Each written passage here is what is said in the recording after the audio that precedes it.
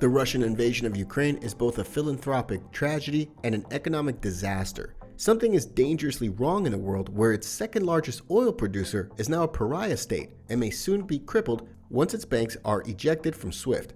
Is the world heading towards its biggest economic extremity? Keep watching today's video to find out, but before that, make sure you press that red subscribe button along with that tiny bell icon to get updated every time we post new videos. Let's get started.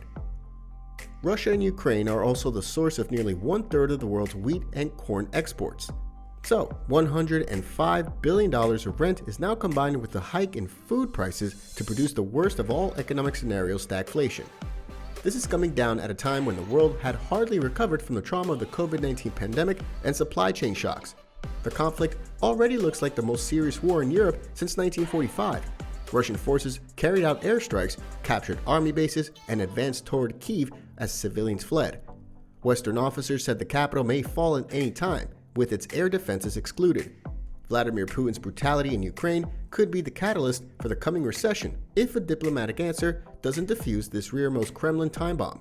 The Fed finances futures markets no longer discount a 50 basis point rate hike at the March FOMC indeed, though the surge in oil wheat prices could be prolonged and metastasized into inflation agony.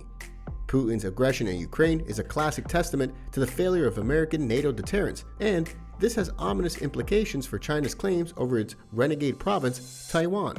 The pressure on Saudi Arabia, UAE, Kuwait, and Iraq to break with Russia at the coming OPEC meeting on March 2nd is now compelling, as this alone can help a fear spiral to 120 Brent. Every Western leader now faces draconian political threat from the spike in gasoline and global recession that could mean another decade of $30 oil is obviously not in the best interest of OPEC.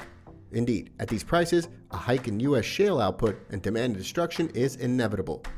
Hundreds of thousands of Ukrainians have fled their homes since the Russian invasion began, traveling by bus, car, and even foot to reach skirting countries where they can settle temporarily or flying out of the region. Delegations from Russia and Ukraine on Monday held their first round of peace talks in Belarus. After talks ended, reports surfaced that both sides will return to individual capitals for further consultations before alternate round of talks. The coming round of negotiations between the delegations of Russia and Ukraine will be held on the Polish-Belarusian border, Sputnik reported, quoting Russia's delegation head Vladimir Bedinsky. The delegations are returning to their capitals for consultations and have discussed the possibility of meeting for a second round of negotiations soon. Ukrainian negotiator Mikhailo Podolyak was quoted as saying by AFP. And that's all for today's video. Let us know your views in the comments section below. And don't forget to like this video before leaving. Thanks for watching.